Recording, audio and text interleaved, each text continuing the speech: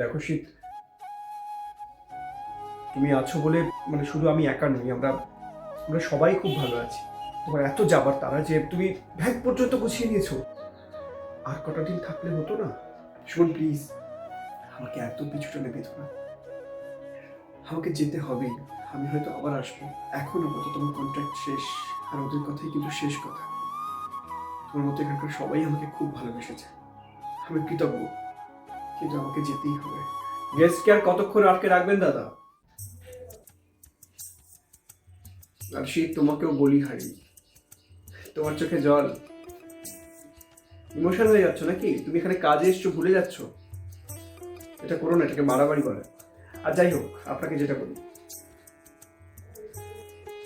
আমরা গরম, আমরা হয়তো আপনাদের গায়েতে ফোসকা ফেলে দিই, কিন্তু আমরা এতটাও বাড়াবাড়ি করতাম না, শুধুমাত্র আপনাদের জন্য।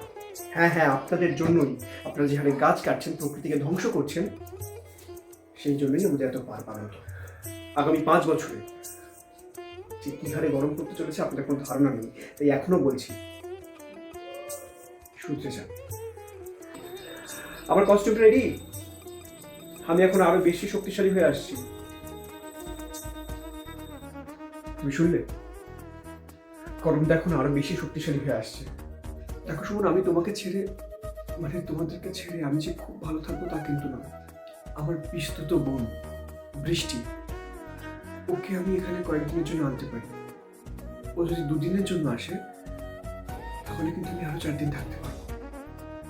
কারণ আমিও তোমাদেরকে ছাড়া থাকতে পারবো না। শীত, তুমি আমাকে এটা জিজ্ঞাসা করছো? হ্যাঁ,